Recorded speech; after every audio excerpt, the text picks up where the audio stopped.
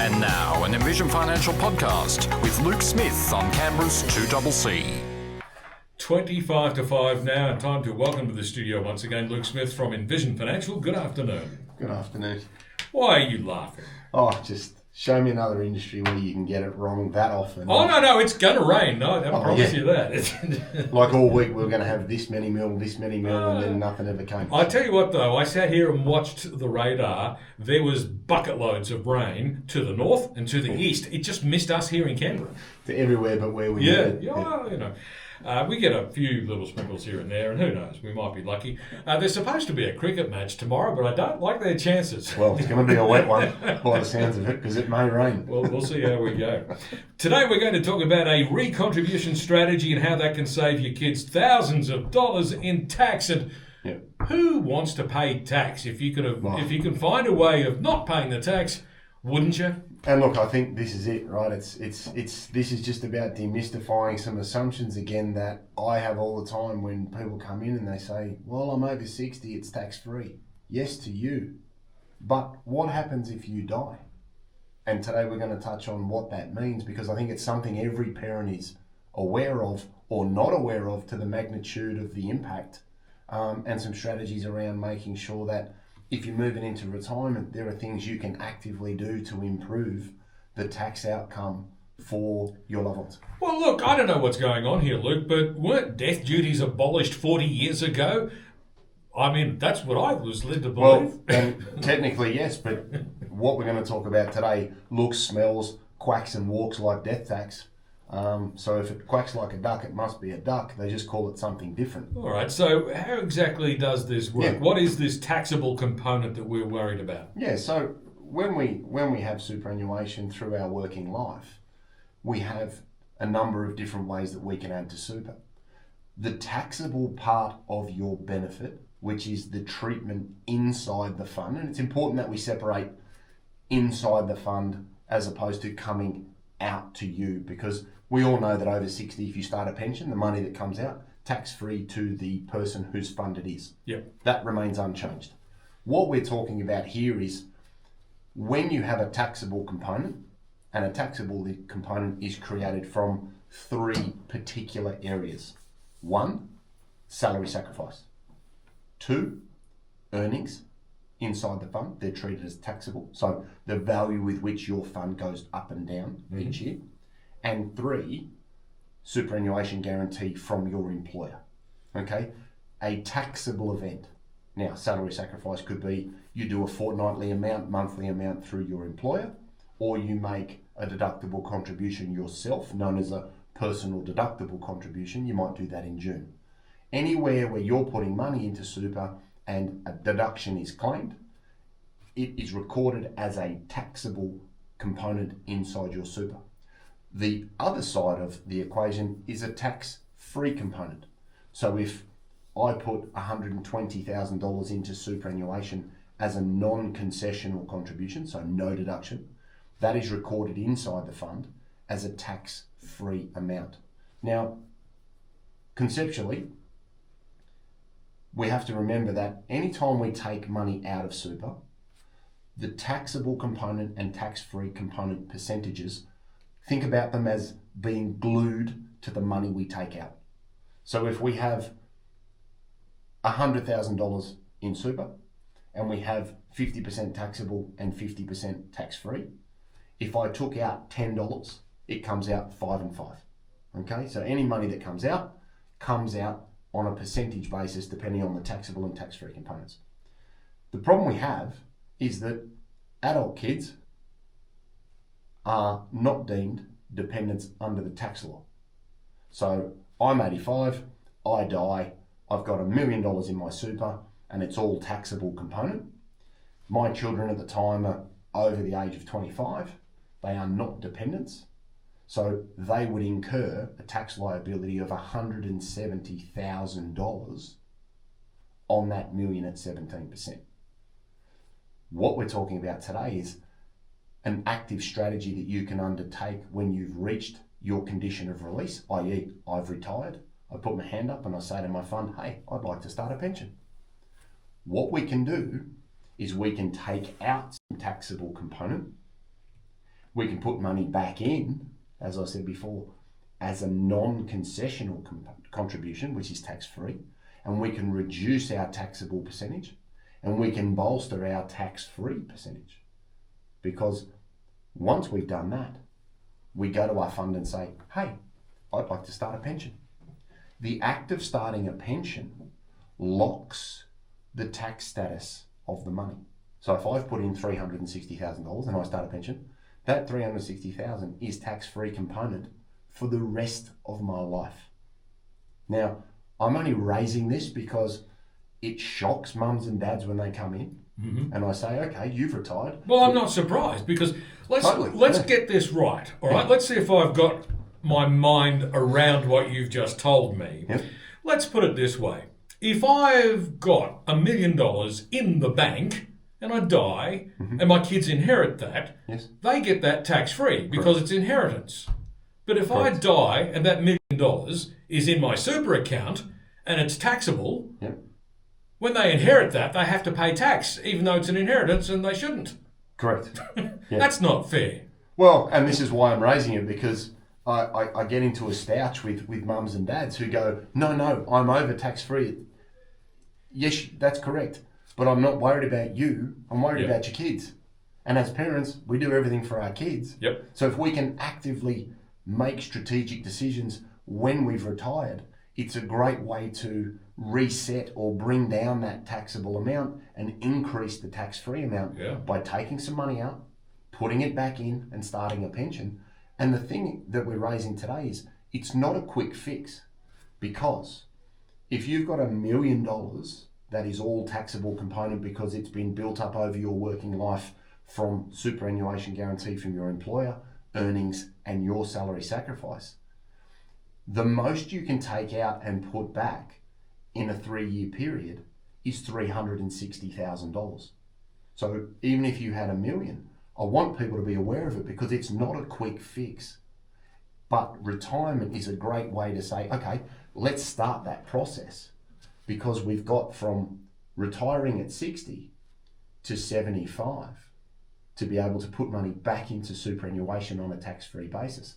But we have to keep in mind that the annual amount is $120,000 to go in, or 3 times that at $360,000. But if you put in $360,000, it precludes you from putting in a contribution for the next 2 years. So when I mean to break that connection between I'm over 60, it's tax-free. Yes, to you it is. To your kids it will not be. And then people need to look and say, well, what is the taxable and tax-free makeup? And how can I then move into retirement and implement a recontribution strategy like this to then have the most efficient setup possible should anything happen and you predecease your spouse? Generally speaking, things pass to the surviving spouse, that's fine. But if you are the surviving spouse, another way to avoid the problem that you just illustrated is make sure if mum and dad are really ill and something doesn't look really good, get their money out of superannuation to save you a fortune. Because I don't want anyone assuming that, oh, it's okay, it's mum's, and if mum dies, we get it tax-free. Potentially no. So find out, understand, have a look at mum and dad's taxable and tax-free makeup. If somebody isn't well and they are the surviving individual, you may want to rip the superannuation out to address this tax liability problem. But I just wanted to bring this to light because it's becoming more and more prevalent that people have really, really, really high percentages of taxable component. And when you explain this to them, they go, how come no one's told me about this before? Because it's a line entry on a superannuation report that people would generally glaze over. And we just want people to be aware that there are some strategies that you can employ to improve the tax outcome for your kids. But this looks and smells like death tax. Yeah, I was going to say, how is this not an inheritance tax? That's exactly what it is. You could legitimately call it that if that label fits. Yeah, for sure. Absolutely. All right, so what are the things that we need to look at here to try to address this issue? You've said that one of the things you can do is to be taking money out and then recontributing that money to effectively convert it from taxable to non-taxable. Correct. So what we want to think about here is, one, go to your fund and say, okay, give me my percentage mix. It's always done on a percentage basis. And you then want to think about, okay, do I have the eligibility to take money out and put it back in? You can always take it out, but depending on the balance of your super and some other considerations like the transfer balance cap, which could be impacted by defined benefit pensions, you need to make sure that you have the ability to put it back in. You would then consider, okay, how much can I get out and how do I do it? So leading into 30 June, this is a good way to think about it and say, okay, what's my annual limit? 120,000. What's the 3-year limit? 360. So you might have $1 million in a super fund. You might in June take out 120,000 and put it into another account.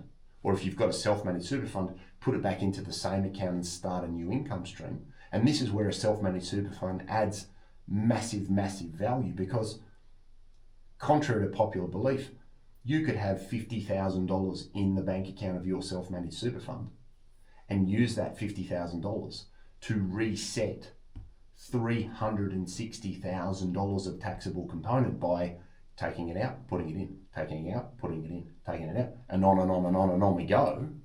Now there's a great plus for the self-managed super fund environment that you don't have with a normal retail fund. In a normal retail fund space, you might say, okay, I take 120,000 out in June, I put it into fund number 2.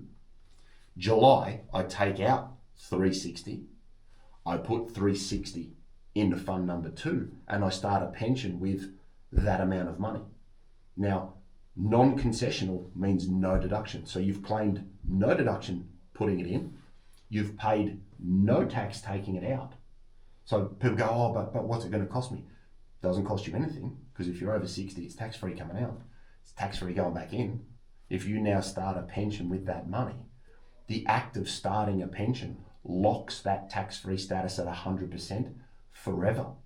So if that money grew to $700,000 over the next 15 years and you died, $700,000 would come out to your kids completely tax-free. And then the money that you've got left, you might in 3 years' time do that again.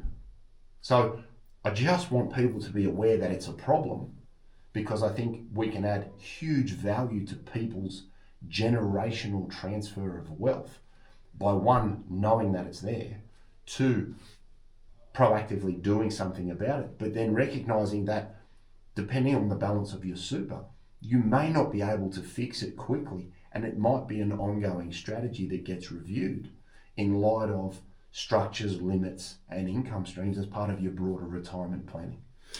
Exciting times, Luke. Exciting times.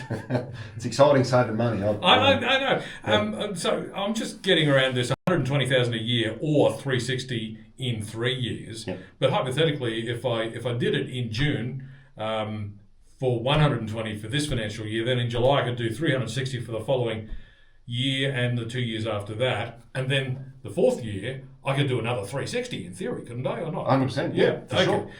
sure. So that takes you somewhere north of, I don't know, 800 and something? Correct, and that's why I point out, a lot of people go, oh, well, I can do 360, I'll do that now.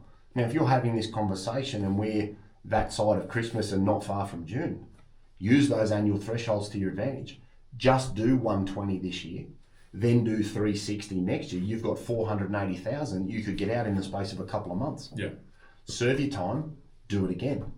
But you've always got to keep in mind, just because you have the ability to do it, it doesn't mean you can do it. And this is where we start to get a little technical, because there are rules around the total amount of super that you have and your eligibility to put in the full 360,000. So check your numbers. Check. Mm-hmm. Don't assume, because the penalties are dire, and the ATO will rub their hands together and say, we'll take some of that, thank you, if you're not meeting the contribution limits. All right, it sounds a little bit complicated, but we'll come back in a couple of minutes and try and clear some of that up. It's 10 minutes to 5 now. Luke Smith from Envision Financial is with me in the studio today.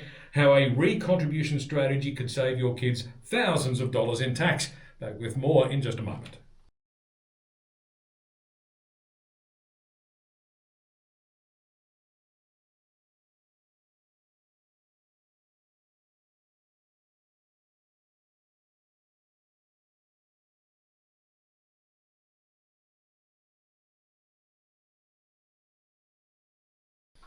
7 minutes to 5. Luke Smith from Envision Financial is with me in the studio today. We're talking about how a recontribution strategy could save your kids thousands of dollars in tax. Now, Luke, what we've covered so far has been, at least to me, a little bit on the complicated side. So I'm going to suggest that if people want to know more about this, they're going to need to consult a professional. Look, I think it pays to understand. I just want to raise the awareness of it now because it's always been there.